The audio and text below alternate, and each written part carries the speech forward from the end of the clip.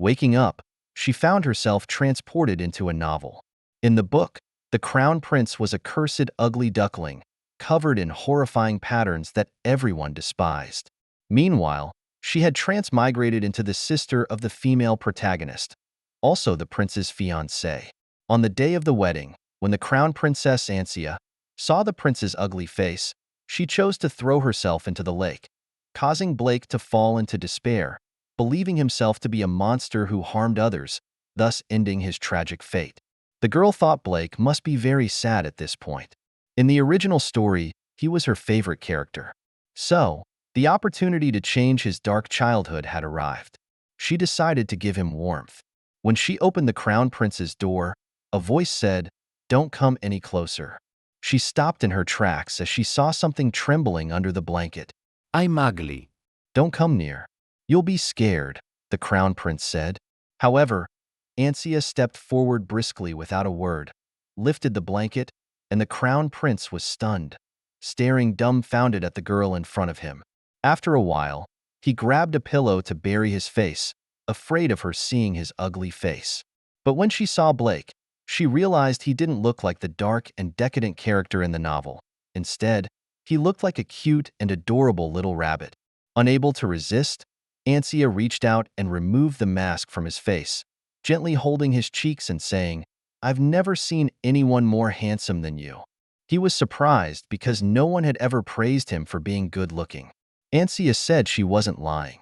She looked at his delicate nose bridge, perfect jawline, and thought to herself that he was like a mini version of a handsome guy. However, Blake brushed her hand away, upset, saying, "You hate me, don't you?" She quickly explained, "I don't hate you. I didn't intend to commit suicide. I accidentally slipped and drowned in the lake."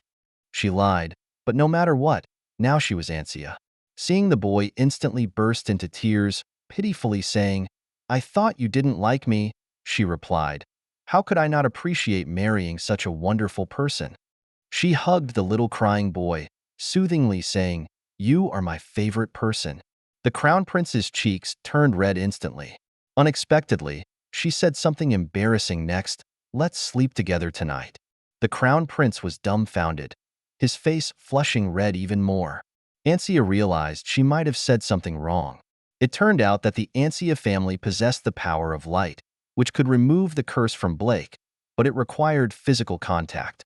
Seeing his embarrassed expression, she explained, "We are already married. Sleeping together is normal." However, he shyly buried his face in the pillow, feeling embarrassed. He thought Blake didn't seem as dark and decadent as in the novel. He looked like a good little bunny no matter how you looked at him. She snatched his pillow, saying solemnly, "We will sleep together every day from now on." Blake was shocked and asked if she really didn't mind being with him, a monster. The girl smiled brightly, "Of course, I don't mind." Then she firmly held his hands and exerted force, trying to use the power of light to remove the curse. But even with all her strength, she couldn't dispel the curse. Disappointed, she turned to leave, but suddenly, Blake hugged her tightly, begging her not to go. Ansia giggled and said she hadn't planned to leave. Blake realized what he had just done, his face turning red again, thinking that Ansia disliked him. This monster. So Ansia hooked the crown prince's little hand with her pinky and said, "I swear with my life, I will never dislike your highness the crown prince." He didn't want her to swear, yet he was moved to tears. She couldn't help teasing, "My little husband is such a crybaby." He defended himself, "I'm not a crybaby." "Okay, I know you're not a crybaby." That night, she coaxed her little husband to sleep, but Blake held onto her hand tightly, afraid she might run away. The next day, as soon as he opened his eyes, he smiled at his little wife. That smile was just too cute. Ansia secretly resolved to keep him always this happy.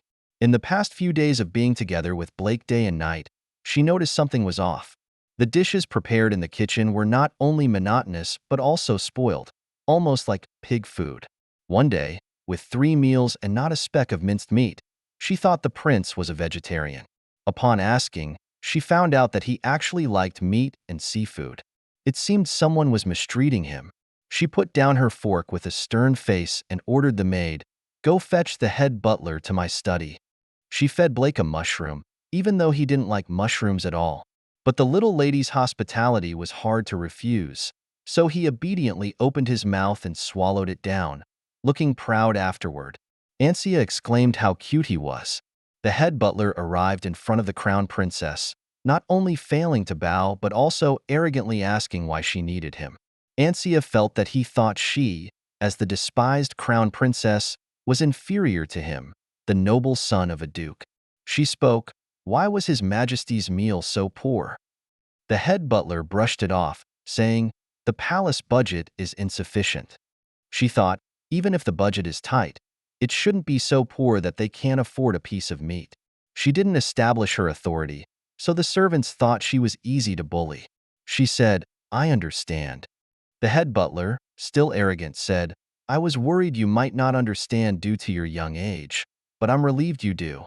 Then came the command, "You're dismissed." Hearing that he lost his job, he was incredulous, glaring and furious. Ansia then added a charge of embezzlement and threw him into the dungeon.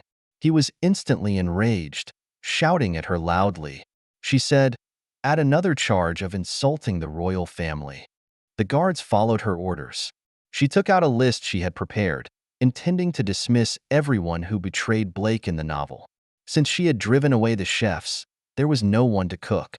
She had to do it herself. Opening the pantry, she found plenty of precious ingredients hidden away. She was furious that the palace had so many precious ingredients, but fed the prince like he was grazing. She rolled up her sleeves, determined to showcase her cooking skills and prepare a delicious meal for her little husband. Seeing a table full of delicious food, Blake was surprised. He didn't expect his little wife not only to be kind-hearted, but also to know how to cook. She picked up a cute meat pie and fed it to Blake with rice, the delicious food instantly tantalizing his taste buds. It was really tasty. Seeing his satisfied and excited smile, Ansia couldn't help but find him adorable, filled with a sense of happiness. On the other hand, Ansia rooted out the spies planted around the crown prince, attracting Richard's attention in the process. One day, he found Ansia and tried to win her over to his side. As soon as Ansia saw Richard, she recognized him as the ambitious son of a duke from the novel, not only coveting the throne but also plotting against the crown prince. Upon meeting her, Richard immediately questioned, "How come you've driven everyone out of the prince's palace? Is it because you're still mad at me for rejecting you?" Hearing this, she was furious, stating that what happened in the prince's palace had nothing to do with him. However, he suddenly changed his tone and apologized, saying, "I rejected your confession back then because I had no choice. How could I break the emperor's orders and accept your love?" She thought, "What a shameless boy, thinking I still like him." She smiled and said, "Richard, you are delusional. Who likes you?" Then her expression turned serious. "How dare you say such a thing to the crown princess? Are you trying to insult the imperial family?" He was shocked at her sudden change. Just as he was about to grab her hand, a strong hand grabbed his instead. It was Crown Prince Blake. He transformed from his usual crybaby demeanor to a fierce protector of his wife, saying, "Ansia said she doesn't like you." Before Richard could argue, he was interrupted. Blake's tone turned icy. "You should address her as Her Highness, the Crown Princess." Seeing his gaze, Richard immediately backed down, bowing respectfully and apologizing. "Please forgive my indiscretion." Blake let go of his hand and warned sternly, "If you ever dare to be disrespectful to the Crown Princess again, don't blame me for being impolite." Richard was scared out of his wits and ran off. Blake effortlessly chased away his rival. But when he turned to face his wife, he instantly became a gentle and pitiful little bunny, saying domineeringly, "Don't look at other boys." She held her little husband's hand tightly and said, "I hate greasy guys like him. I like cute guys like rabbits." Blake shyly rubbed his hand against hers. Ansia felt healed. She asked Blake what type of girls he liked, and he answered, "Ansia." She clarified, "I mean, what type?" He firmly repeated his answer and then hugged Ansia, saying with a smile, "I only need Ansia." Ansia gently responded, "I feel the same. All I need is your highness." That night, The little wife happily said she would help Blake take a bath. Blake blinked his big eyes and immediately ran away, refusing to go to the bathroom with her. The little wife firmly held him down and insisted on taking him to the bathroom. He was shy and refused. It's known that he had a curse rumored since birth. Any contact with the patterns on his body brought misfortune. He was afraid of passing the curse to Ansia, believing that holding hands was a minor issue, but seeing his body was a big deal. He forcefully shook off her hand. Ansia knew the rumors were just excuses. He didn't want her to see the terrifying patterns on his body, fearing her dislike or fear of him. Ansia gently hugged him and comforted. "Every day with you is happy for me, so don't keep saying you're a monster. Let's take a bath together." Unexpectedly, he still shook his head frantically, his face turning red, saying, "I'll be embarrassed." Ansia laughed, realizing her little husband was just shy, and said, "You're so cute. I can't help teasing you." This made Crown Prince Blake wave his little fist in embarrassment. Finally, Blake agreed to take a bath. He hesitated to unbutton his clothes, warning his wife not to laugh at him and that she couldn't leave when she saw his terrifying body. When Ansia didn't respond, he became anxious and asked, "Why aren't you answering me? Are you going to leave me?" She gently held his face and said, "My little husband is so cute. How could I leave you?" She urged him to hurry up and wash, or it would be daylight soon. When Ansia saw the patterns on Blake's body, she felt heartbroken.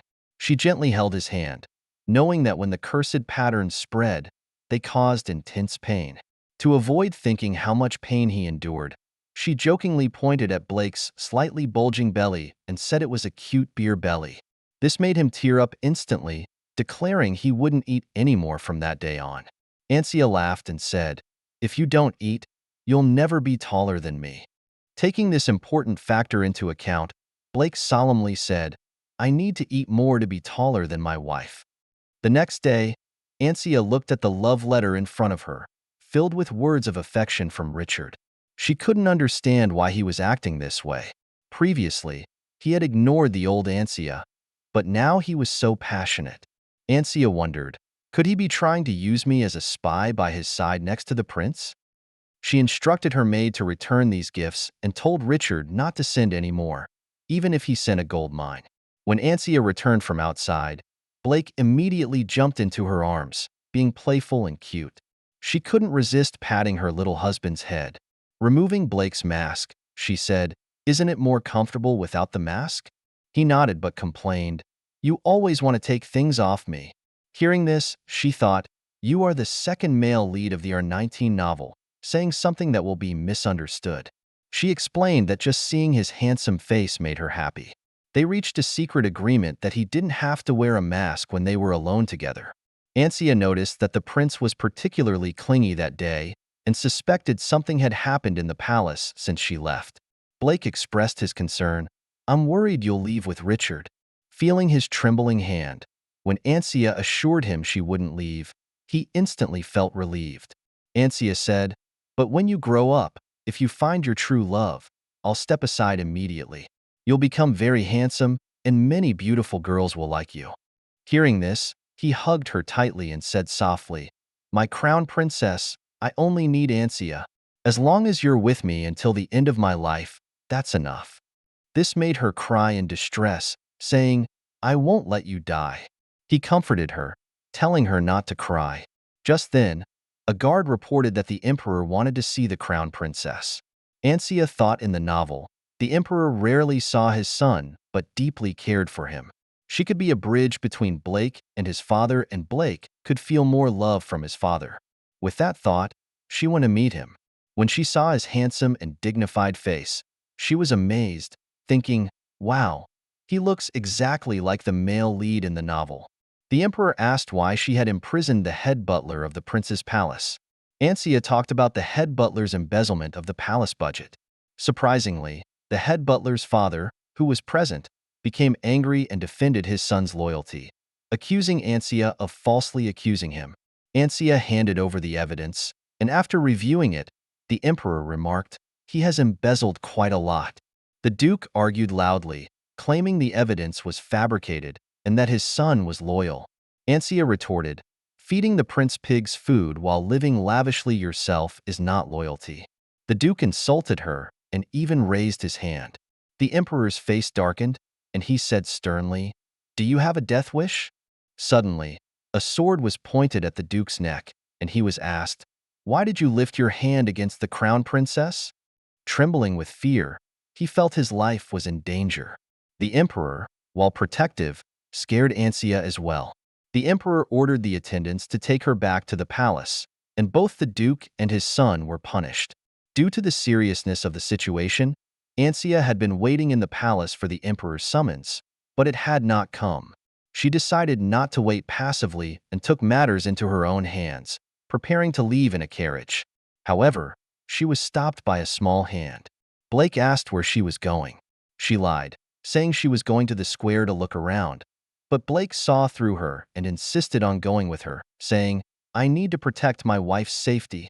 Reluctantly, she agreed, and they arrived hand in hand at the emperor's chamber. However, they were stopped by a bald guard. Blake, in a cold tone, reprimanded him. "How dare you block the crown princess's path?" The guard immediately backed down, no longer daring to stop them.